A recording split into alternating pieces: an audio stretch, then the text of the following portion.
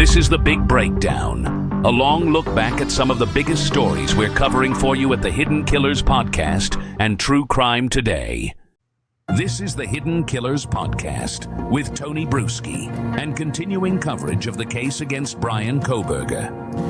All right, picture this. You're a family who just lost your daughter in the most horrific way imaginable. You spent 2.5 years preparing yourself mentally for a trial, for justice, for answers.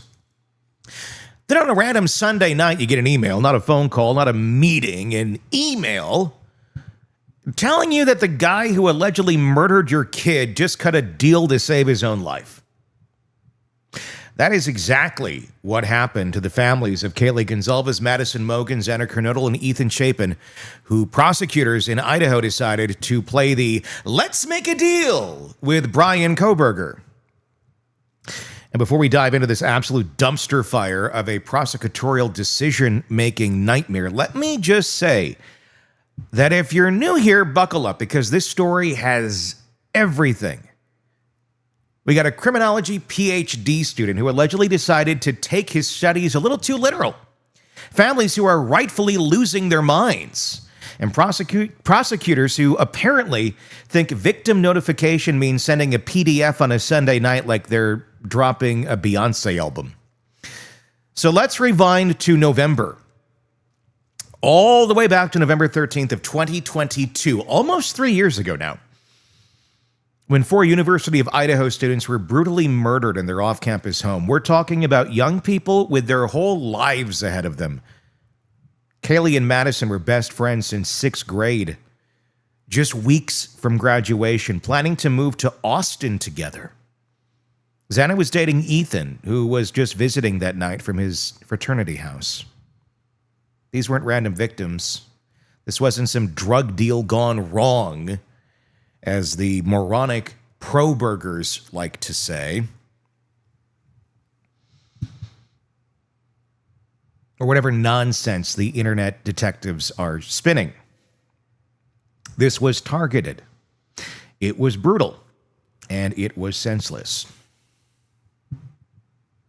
Enter Bryan Kohberger, a 28-year-old PhD student in criminology in Washington State University, just a quick 15-minute drive from Moscow, Idaho. This guy was literally studying criminal behavior while allegedly planning to commit the exact crimes he was learning about. It's like if a medical student decided to create patients instead of treating them.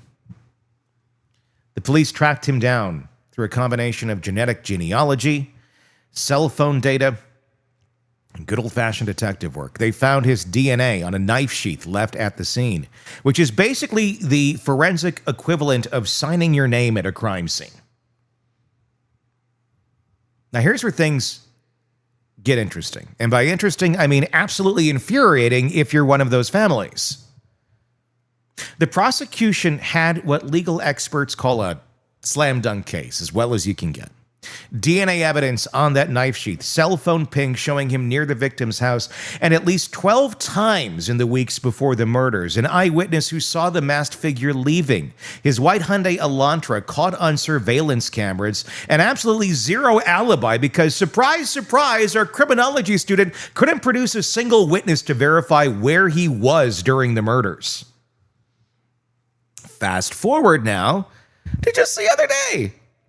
June 27th, 2025 to be exact, the defense just got absolutely demolished in court. Judge Stephen Hippler basically told them their alternative suspect theory was, and I'm paraphrasing here, complete garbage based on rank speculation. They'd proposed 4 different alternative suspects, and the judge shot them all down. Their client was looking at a one-way ticket to death row. And in Idaho, they're not messing around. They recently brought back the firing squad as an execution method, which sounds medieval, because it literally is. So why does any self-respecting defense attorney do when their client is absolutely cooked? They go begging for a plea deal, obviously. According to the letter prosecutors eventually sent to the families, and yes, we'll get to that letter, the defense approached them last week asking if there was any offer on the table what they would think about it. Now, a competent prosecutor's office might think, hey, maybe we should loop in the families who've been waiting 2.5 years for justice before we start negotiating with the guy who allegedly butchered their children. Rather than just, maybe we might, I don't know, what do you think? And then all of a sudden, boom, we're doing it. But no. Instead, the prosecutor, apparently had some super secret negotiations going on. On Friday, June 28th, they made what the Goncalves family described as a vague mention of a possible plea deal. The family's response was immediate and unequivocal. They said, and I quote, hard no. That's not ambiguous. That's not, let us think about it over smoothies at TCBY. That's a complete rejection of the idea that this person should get to negotiate his way out of facing a jury and death. Yet somehow, between Friday's vague mention and Sunday night's email bombshell, prosecutors went ahead and finalized the deal anyway. Bryan Kohberger agreed to plead guilty to 4 counts of first-degree murder and 1 count of burglary in exchange for 4 consecutive life sentences without the possibility of parole. No death penalty, no facing a jury of his peers, no having to sit through weeks of testimony about what he allegedly did to these young people. Steve Goncalves, Kaylee's father, went on the Today Show and didn't mince words. Idaho has failed. They failed me. They failed my whole family, he said. His family posted on Facebook that they were beyond furious at the state of Idaho. And honestly, can you blame them? These prosecutors literally sent an email with an attached PDF letter on a Sunday night to inform the families that, oh, by the way, we just made a deal with your child's killer and the hearing is on Wednesday in Boise, which is hours away from where you live, so good luck getting there in time.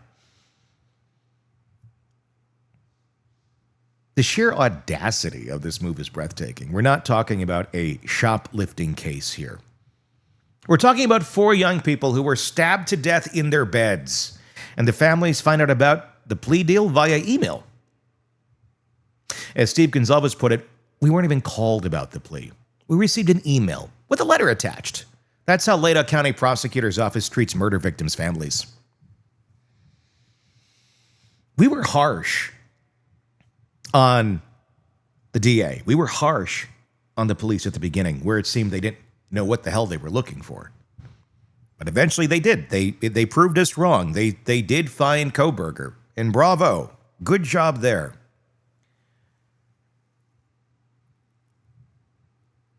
But did you succeed at the end?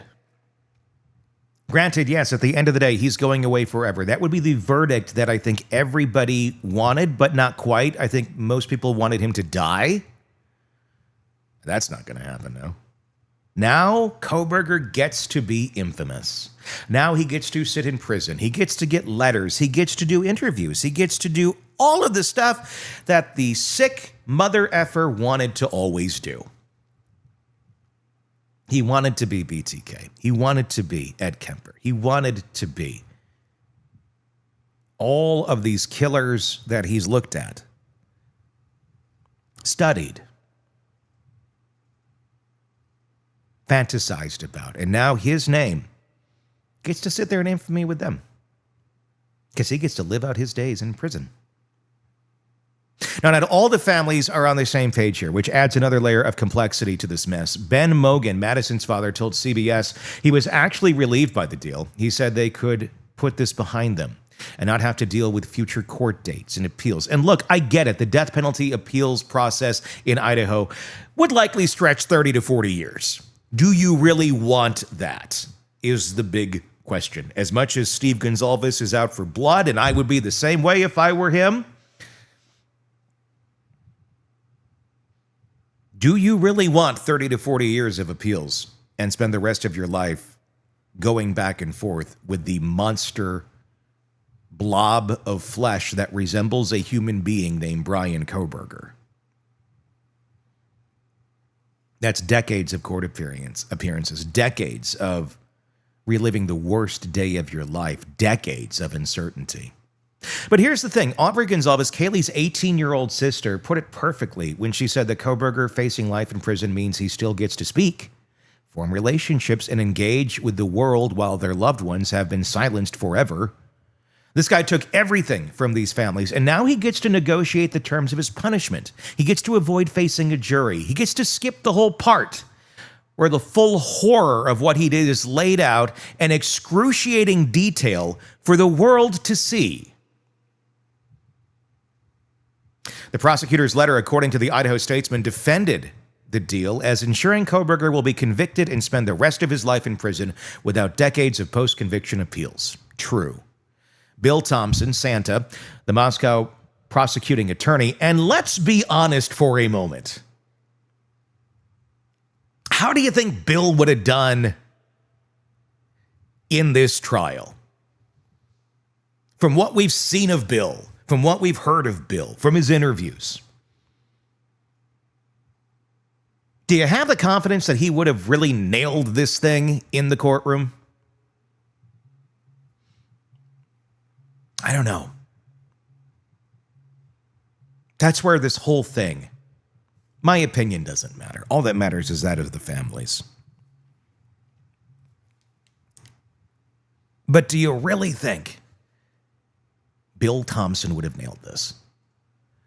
Bill Thompson, the Moscow prosecuting attorney, wrote about how this was their sincere attempt to seek justice. But when Steve Goncalves met with prosecutors later, he said they basically told him, it's not really about us, it's about their process. Just kind of shut up and get on board and deal with it. I mean, that's, paraphrasing a little bit, but the legal experts are having a field day with this. Paul Murrow, a former NYPD inspector, called it the most incomprehensible deal of all time. If prosecutors don't at least get Kohberger to explain his motives, because that's the other thing. We still don't know why. Why did a PhD student in criminology decide to murder 4 college students? What was the connection? What was the motive? These families have been living with these questions for years, and now they might never get answers. Ted Williams, a former homicide detective, said that any plea deal should require Kohberger to explain when, how, and why he committed these crimes. A la BTK, considering, it's kind of his idol. And I say it, as in BTK, not him, it. Because he's an it. He's not a human. Neither is Kohberger. We should refer to him as it going forward as well. But if we know about the deal, there's no such requirement. He just has to plead guilty, accept his sentences, and waive his right to appeal. And then they should give Steve Goncalves a cattle prod and allow him to be in a room with Kohberger for an hour and see what happens. Give him a branding iron as well. And then he can spend the rest of his life in prison, keeping his secrets, being studied, being interviewed, being the monster he likes to be because he couldn't fit in with the rest of the humans. So he decided to become a monster. And we're allowing him to live out that dream. And let's talk about the timing here because it's absolutely crucial. The deal was announced on Monday, July 1st, 2025, with the plea hearing scheduled for Wednesday, July 2nd. It's one day for the families to process the information, arrange travel to Boise where the trial was moved, and prepare themselves emotionally to see their children's killer accept a deal that saves his life. One day. Shannon Gray, the Goncalves family attorney, criticized the compressed schedule. The issue is they are trying to cram the plea for July 2nd, only giving the families a day to get to Boise. The Kernodle family is also furious. Kim Kernodle, Xana's aunt, told TMZ she was so furious she was in tears during a conference call with prosecutors. When prosecutors claimed the plea would spare families from seeing gruesome crime scene photos at the trial, Kim allegedly responded, "We know the graphics. They were not trying to spare us." What really gets me about this whole situation is the complete lack of respect for the families. These aren't just names in a case file. These are real people who lost real children in the most horrific way imaginable, and the prosecutors couldn't even pick up the phone. They couldn't schedule a proper meeting. They sent an email on Sunday night like they were canceling a dinner reservation. "Sorry, can't make it to Red Lobster. We got the Cheddar Bay biscuit box at home and we're making them here." Edwina Elcox, a Boise defense attorney, called it a huge win for the defense team, noting that by taking the plea deal, Kohberger insulated himself from execution. She pointed out that only a jury can sentence someone to death in Idaho, making this the safest option for someone facing overwhelming evidence. And she's right. From a pure legal strategy standpoint, this makes sense for Kohberger, but justice isn't supposed to be about what makes sense for the killer. What do you guys think? There's a comment section on YouTube, and I'd love to hear your thoughts. Please, type away. Everyone in the true crime community who has been following this case obsessively since day one, and the reaction to this plea deal has been explosive. The prosecutors took the easy way out. Death penalty cases are expensive, complicated, and can drag on for decades. By accepting the plea deal, they get to close the case, claim victory, and move on. Just like Idaho wanted to do from the beginning. They tore the house down. Remember that? Yeah, the biggest piece of evidence. Let's just tear this down. It's an eyesore. Well, we haven't gone to trial yet. Well, we'll do a virtual house. Oh, you will. That'll be effective. Justice isn't supposed to be easy. It's not supposed to be convenient. It's supposed to be about holding people accountable for their actions, especially when those actions involve murdering 4 young people in cold blood. The judge, however, still has to accept the plea deal at the hearing, and theoretically, he could reject it, though that rarely happens. Steve Goncalves is hoping for exactly that. He wants the judge to look at the deal, look at how the families were treated, and say, no, this isn't justice. We're going to trial, and as he put it, there's no justice in this. It's a ridiculous joke. The Goncalves family said they fought harder than anyone could ever imagine, and I believe them. They wanted their day in court. They wanted to face their daughter's killer. They wanted the world to hear exactly what happened that night in November of 2022, and now they'll never get that chance because some prosecutor decided to make a deal behind closed doors and notify them via email.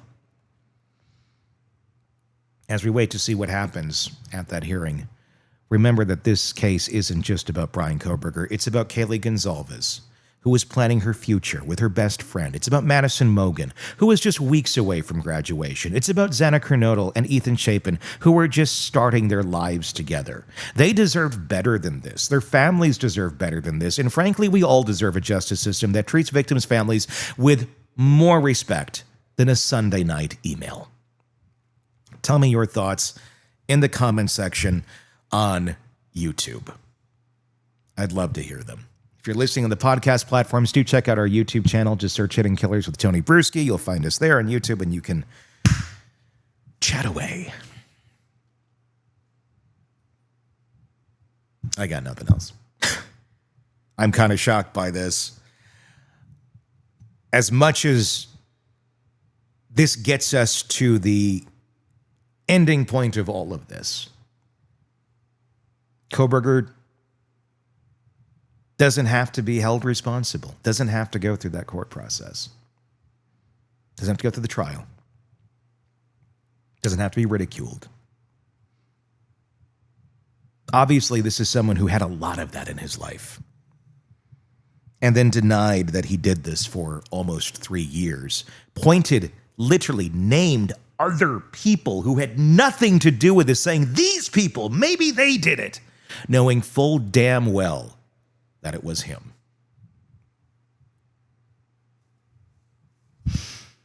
There's a thing called prison justice.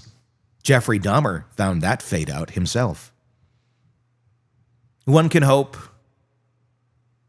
one can even pray, that maybe a lone broomstick that somebody's using to mop up the cafeteria may find its way into Kohberger's body. And maybe that will be the end of Bryan Kohberger. One can only hope, right? Again, your thoughts in the comments section. This is the Hidden Killers Podcast with Tony Bruschi and continuing coverage of the case against Bryan Kohberger. Yeah, well, we all know what happened in this case. Bryan Kohberger has admitted to guilt, or he is pleading guilty, however you want to say it. It's interesting online. You hear people saying, well, just because he's pleading guilty doesn't mean he's guilty. I don't understand the logic of the Kohbergers. I never will, other than it's a mental illness. So I'm going to leave it at that, and I'm not going to get caught up in a conversation about that today. But what does matter is the statements and the feelings and the emotions and the trauma that the families of these victims are now going through. Because prosecutor Bill Thompson, Santa, he's extended basically an olive branch, I guess.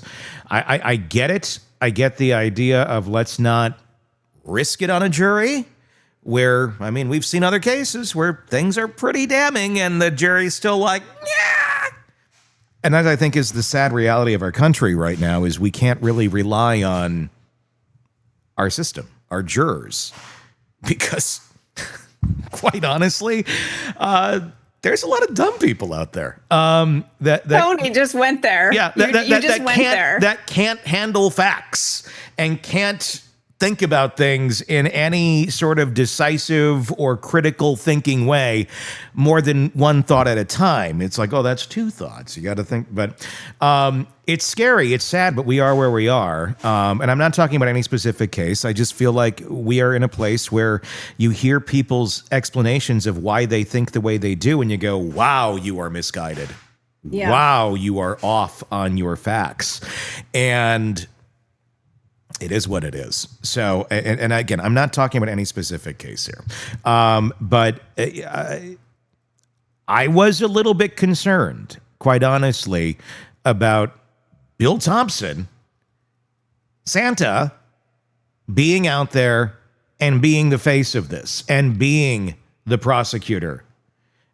I mean, against Ann Taylor. Ann Taylor's pretty solid, and she just pulled off a win.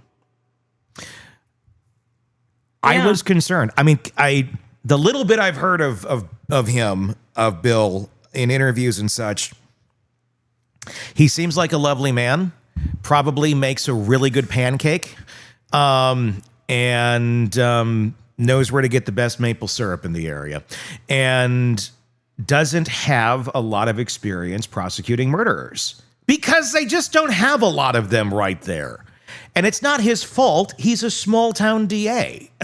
So not exactly who I would feel super confident in pulling this off, even though there's a lot of evidence.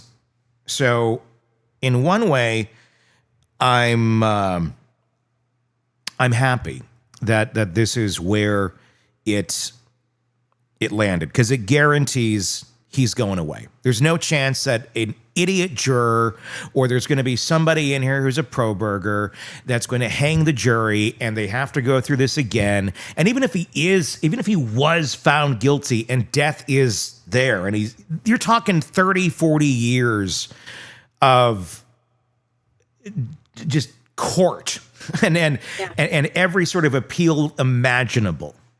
And basically till the death of the parents. Because Kohberger's young, he's going to live it up. And look, the parents and all that, they're our ages. Like, you know, you got a good 40 years left, maybe.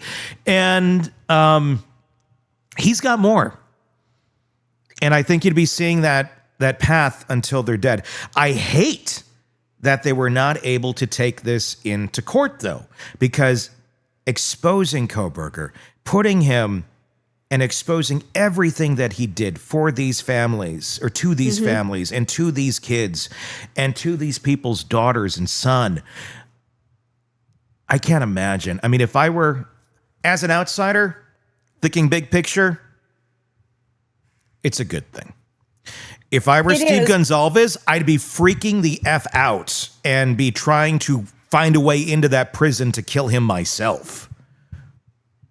And that's a big concern. That family is furious right now. Yeah. There's a lot that the family didn't get by this not going to trial. Mm-hmm. We don't have any idea why he did this. I wish he had been required to say what happened. Well, we do know what we do know. Kohberger's team reached out. It was not the state going, "Hey, you want a plea deal so we don't have to do this?" Kohberger's team came to them and said, "What can you offer us?" And that happened right after the judge shut down the third-party suspect and right after the judge shut down the stay. So we do know that much.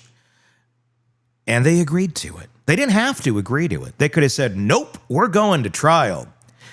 But I agree with Brian Anton on this. He said this on his Twitter yesterday of, it appears Idaho really wasn't interested in taking on this case to begin with. And there's a lot of reasons for that. They tore down the house, which was idiotic.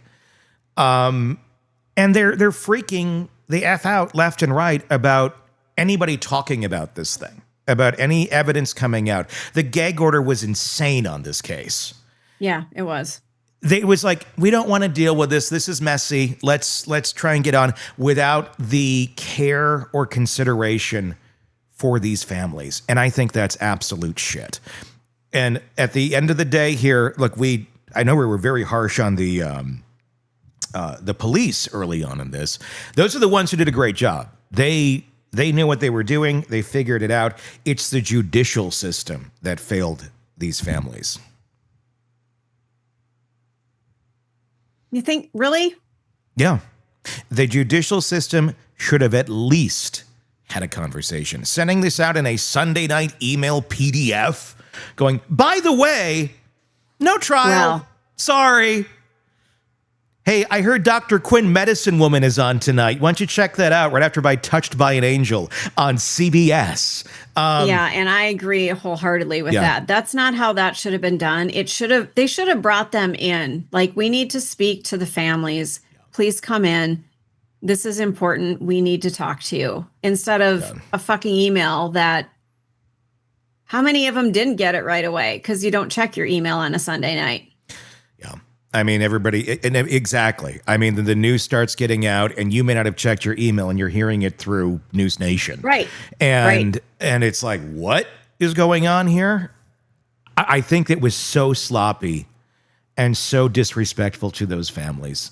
So yeah, I agree with you in that. I'm sorry that I saw that the wrong way, but yeah, they've completely let them down. And I'd like to know the rationale. Why did you do it that way?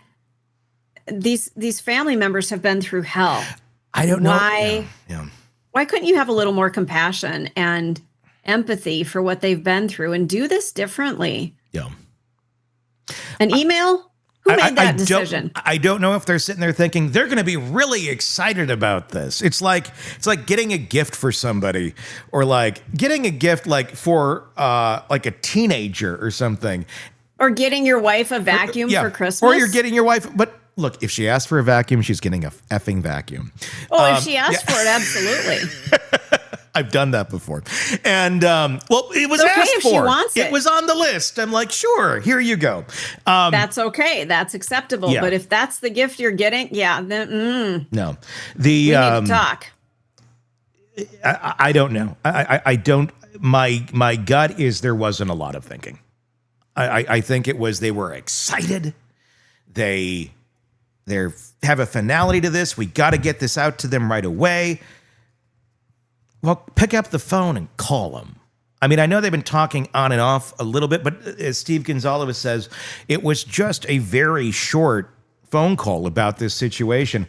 Let's take a look at some of the reporting from Ashley Banfield in News Nation just the other night. This is her interview with Steve Goncalves, and let's But I wanted you take to have a look your here. say. I wanted you to be able to say out loud for everyone to hear what this means to you and your family. This is anything but justice. This is the opposite of our will. There was no majority believing that this was acceptable. I want to honor all the police officers, the FBI, and all the people that work their tail off. The failure is at the court level, 100%. but the men and the boots on the ground and the women that were out there working. I want to honor everything that they did for our children. 100%. The fault is in leadership and the people that you place this evidence upon. They were weak. They decided to play God and decide what this man's decision should be, and not a jury, not a peers, not his peers. They, so that's where we are today. Walk me through what happened. Brian Enton, did some really great reporting at the top of this show here, but tell me from your perspective how the last 3 days have played out. I would say ever since Hitler's demanded an independent investigation, they couldn't get away from this case fast enough. They've done everything to make this case go away. So I don't know what that entails, but he said he was going to have an independent investigator, and all of a sudden we seemed like we were on rails to get rid of this case and make a plea deal. I mean, he's guilty. We all know he's guilty. There's more than enough evidence, but it's tough. It's tough to put a community through this, and it could be bad for reputations and business identities, and there's fallout. But this isn't the will of the victims. This is just one person making a decision, and it doesn't reflect what we were asking for.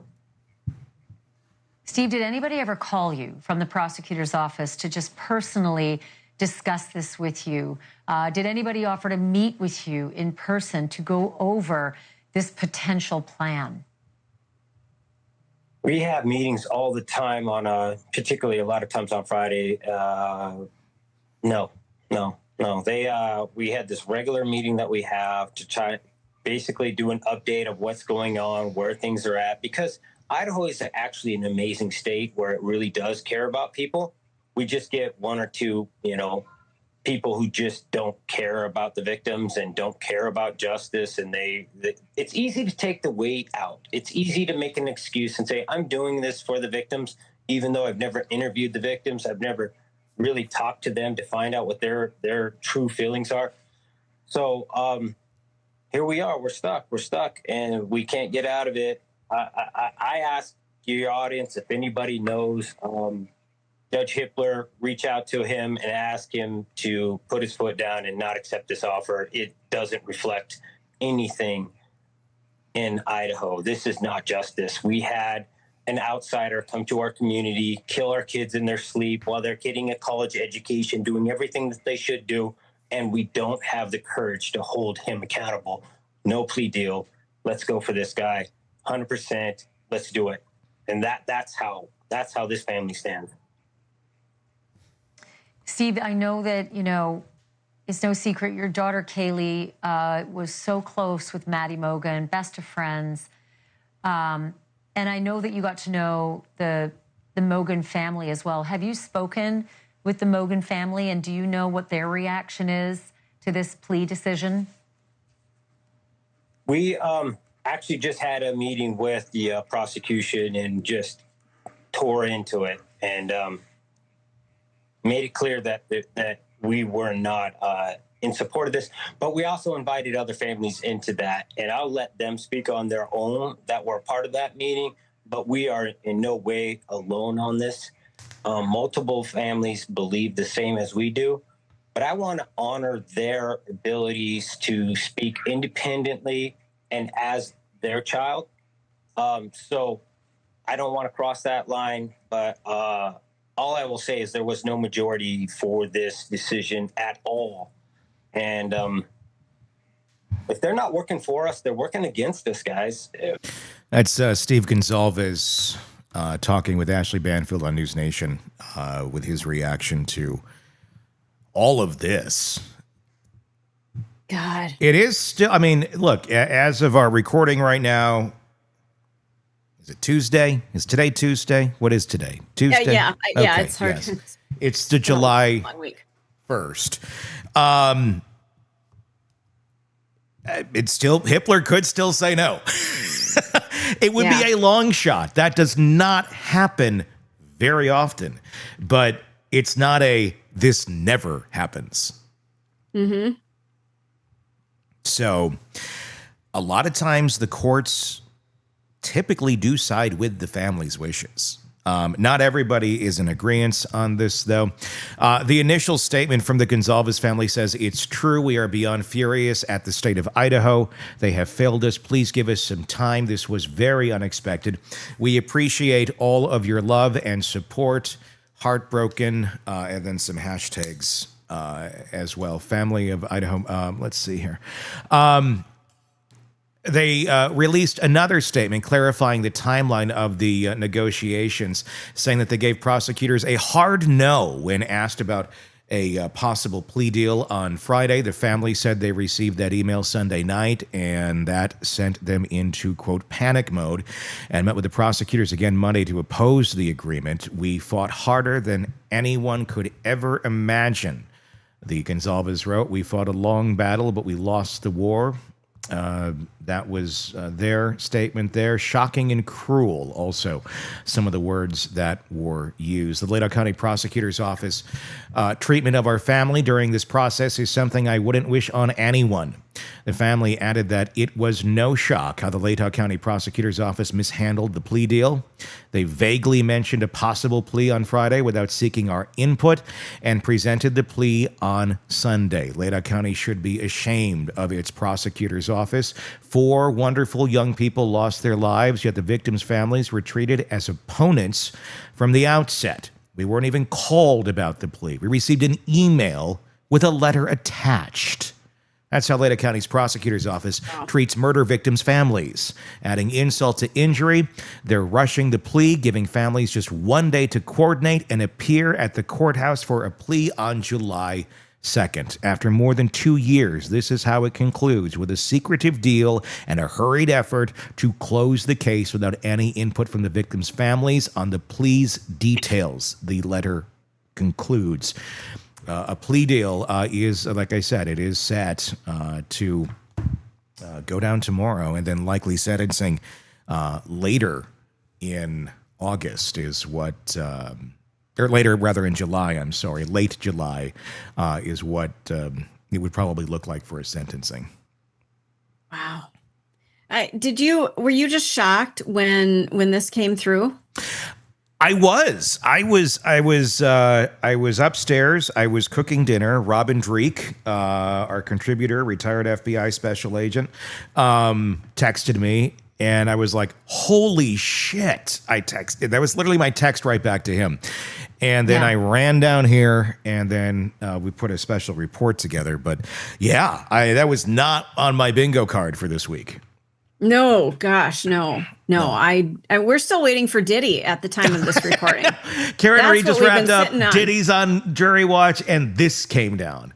Yeah, like wait, what? When you sent me a text, and I went, yeah, no, he means Diddy. No, I didn't. Yeah, I know. It was, yeah. I don't ever second guess you, but I actually logged on the internet because I'm like, I wonder if spell check changed this, because there's no way this is Kohberger. This is Diddy. Diddy accepted a plea deal and pleaded guilty. That's what I was thinking. Like, no, Tony's confused. Nope. Sorry. I just didn't see this coming because, I said, we were waiting on Diddy, and nope. Here comes Kohberger. Yeah. No, I was shocked. I mean, it's always been something we've wondered about. It's something we've questioned, we've talked about. I mean, this really stunned everyone. I think in the legal community and everywhere. Like, you're doing what? Yeah, can you imagine those low-level conversations? I'm torn on it. Like I said at the beginning, I see both ends. Like, one's like we're guaranteeing this shit, it's done. Yeah. The other is, wouldn't it be nice to take a swing at this piece of shit? Or at least, watch the court do it. It's like, no, we're just not bringing the piñata out. We're just going to keep it in the cell forever. Like, give them a stick. Give them a spear. Give them a flaming stick. Give them Negan's bat from The Walking Dead. Oh, dude. I say Steve Goncalves, Bryan Kohberger, in a padded room, 30 seconds, Steve gets the bat.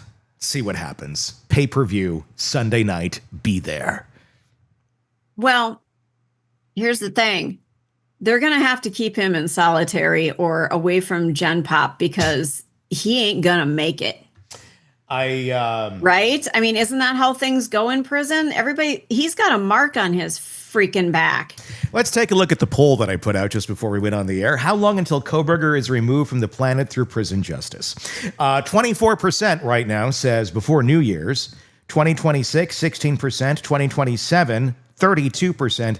And never has 28%. So 2027 is where it's leading right now with 32% of the vote.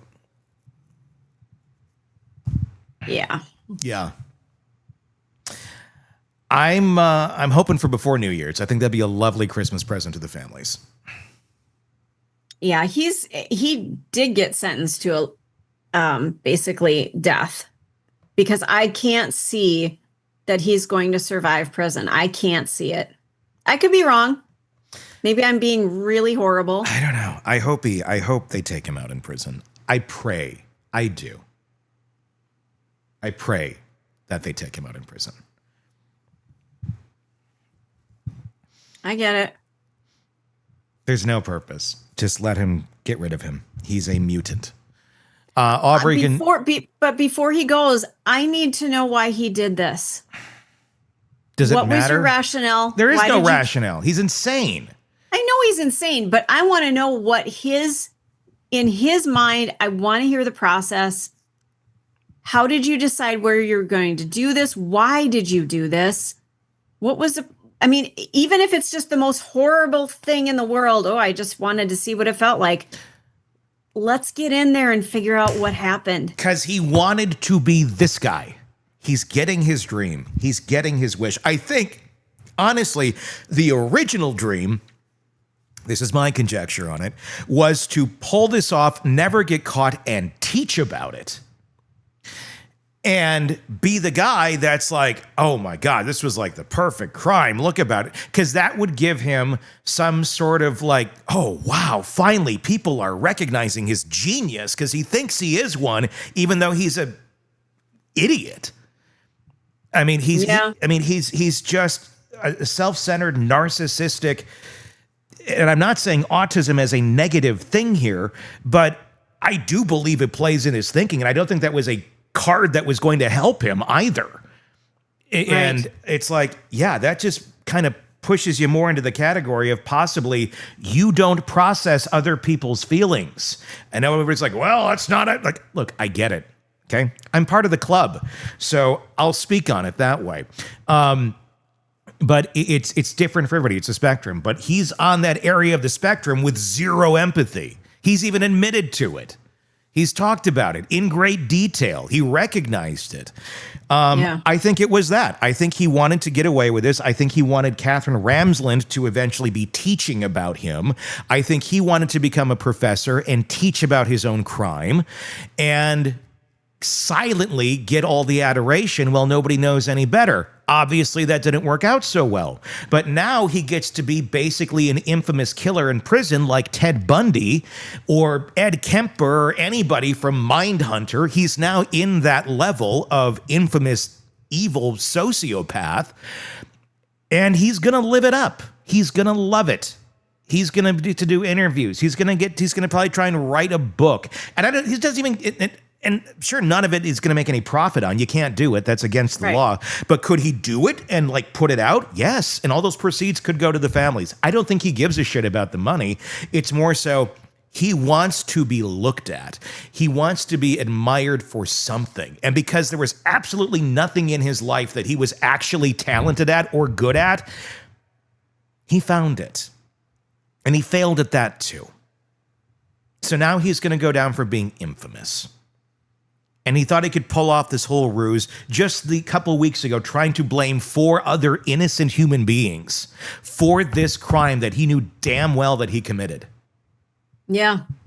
He's a piece of shit. I mean, I can't wait for finding a broomstick that goes through his ass and out his mouth. I would love to see that as the headline. Amazing broomstick.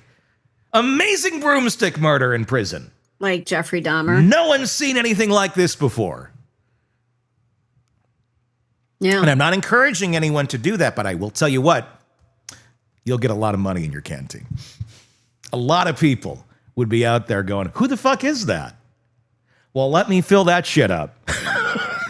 Right? It wouldn't be just me going, how can I contribute? He would be rich with canteen money for the rest of their life. Whoever decides to take the broomstick and have a little fun with Mr. Kohberger. Again, not saying anyone should do it. I don't recommend it. I don't endorse it. I don't encourage it. I'm just saying if it happens, cause and effect, that's what would take place. Yeah. I feel I'm very much understand. I don't understand. I can't imagine what it's like for Steve Goncalves, but I agree with him.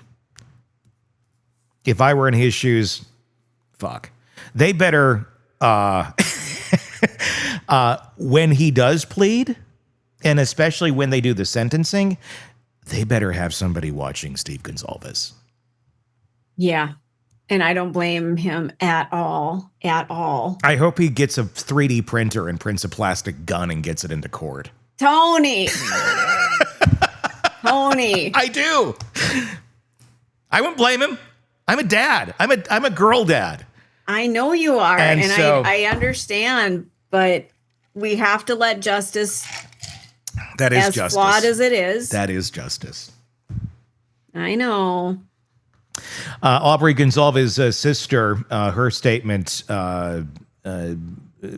the statement here is from the constant delays to the relocation of proceedings, making it harder for loved ones to attend. The justice system has placed heavy burdens on those already carrying unimaginable grief, though through it all, we have tried to hold on to hope. Family, that was some of her statement.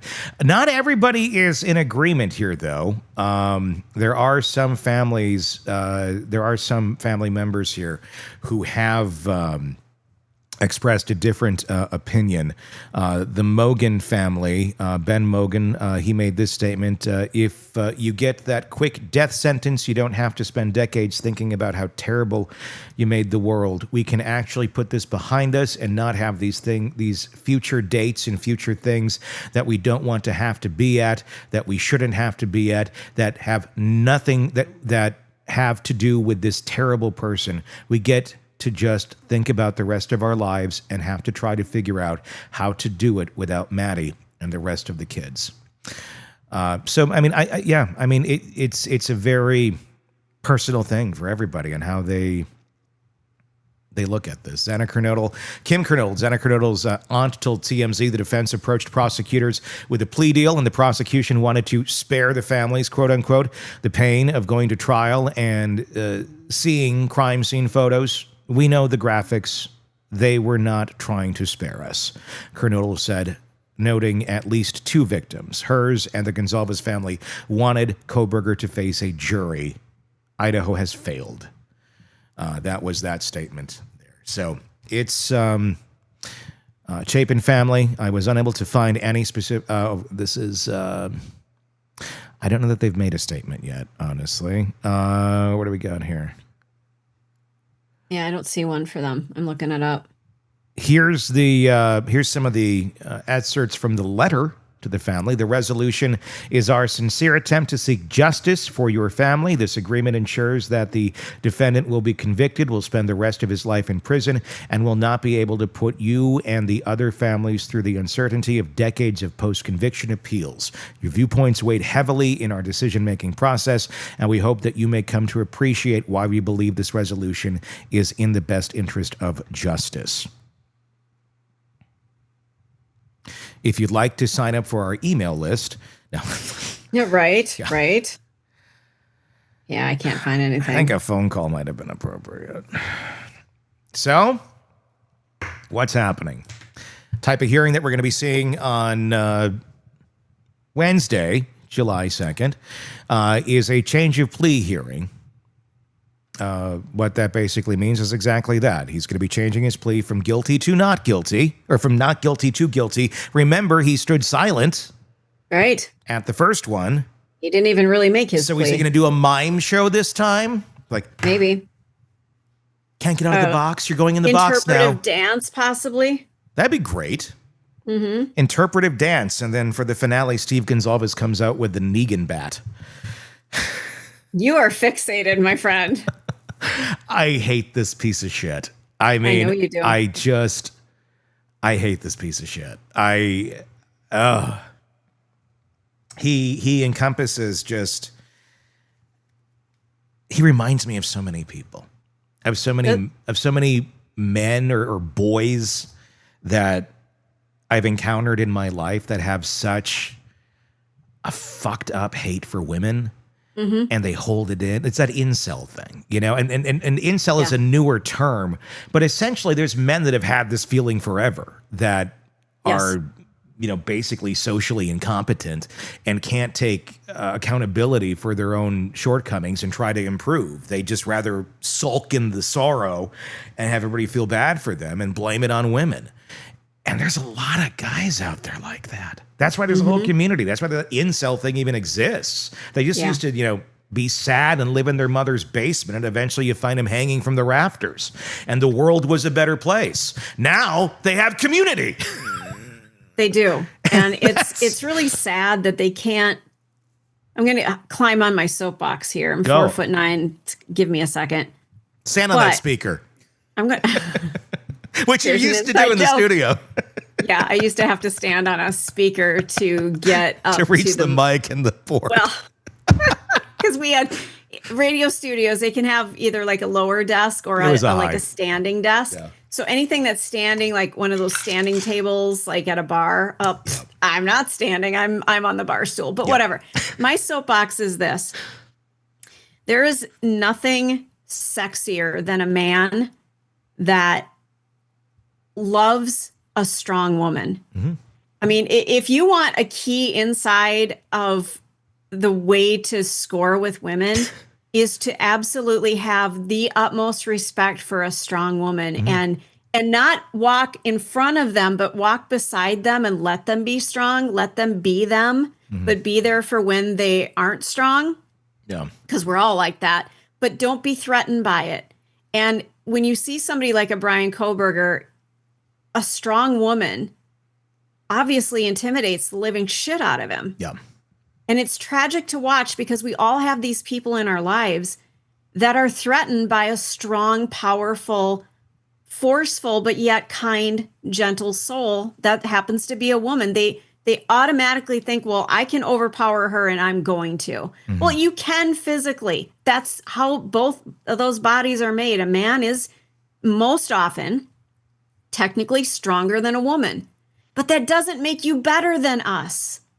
Why can't we be equal? So you're a little bit stronger, but I'm a little bit more this way in other avenues. And together we make the perfect thing. We are a conglomeration of this perfect entity together. I mean, if that's what you're into, and I'm not disparaging any couples that are, you know, same sex. Sure. I'm just saying male and female together can complement one another. Yeah. It doesn't have to be a threat to you. It just doesn't have to. I want to know what the hell happened in his childhood. I mean, yes. I think a lot of this, honestly, is just, I think this is nature.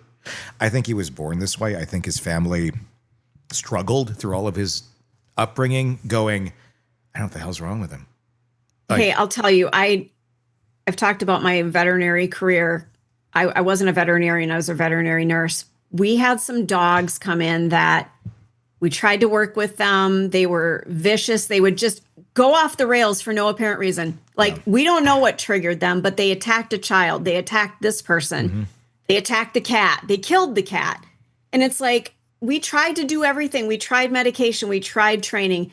Some creatures are just born flawed.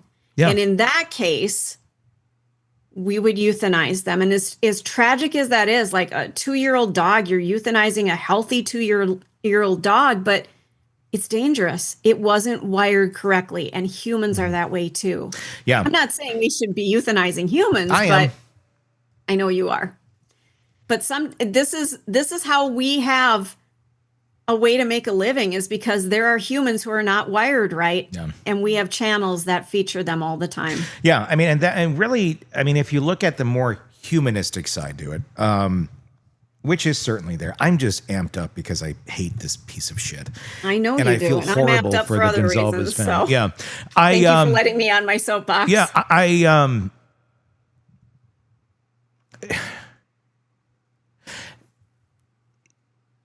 there's just no saving some people like this. They're going to be chaos. They're going to destroy people's lives if they're allowed to just continue. And obviously he went to quite an extreme. But say he didn't kill, say he just lived. I mean, this guy was, he was on a path to just destroy. I mean, in probably inadvertently as well, because the way his brain is firing, he's not seeing anything wrong with it because it's so normal, because this is just how it fires. He may know socially that's not acceptable, but whatever is in him somehow drove him to go do this. And in that moment in time, his brain was telling him this is the right thing to do. Can you imagine? I mean, do you snap out of that? If you snap out of that high, adrenaline moment, or you're like, what the hell? Like, is it like being possessed? Or is this just all the time? You're like, are you looking at it as, well, they had it coming because they were attractive young women who I could not have? That is essentially what it comes down to with a POS like this.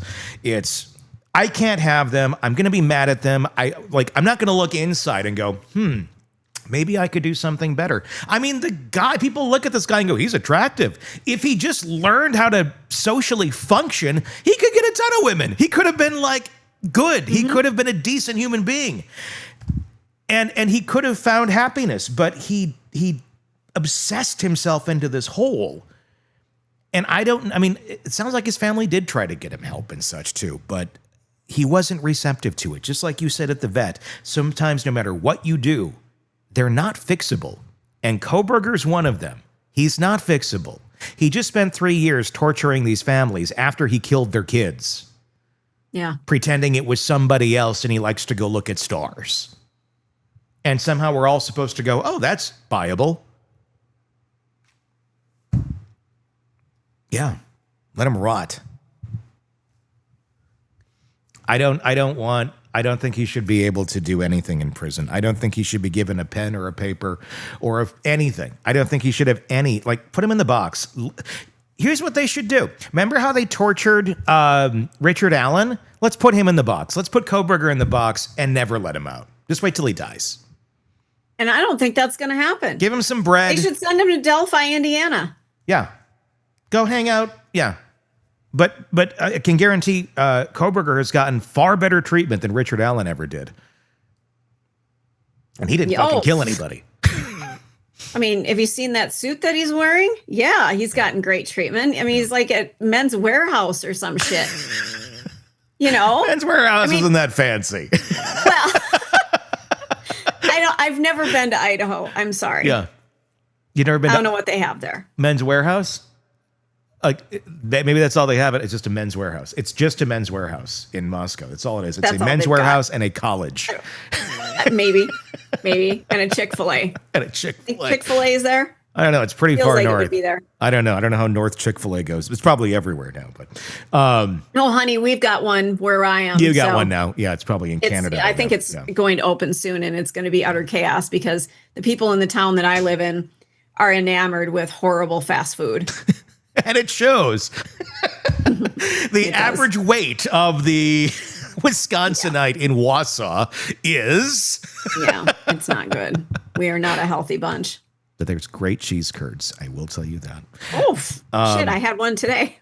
I ordered some the other day with whatever the hell I got. And it was like, we have a Culver's here now, too, which is nice because it's a Wisconsin-based chain. I remember going there as a child. And they do their cheese curds properly. They're good. They're good. Okay.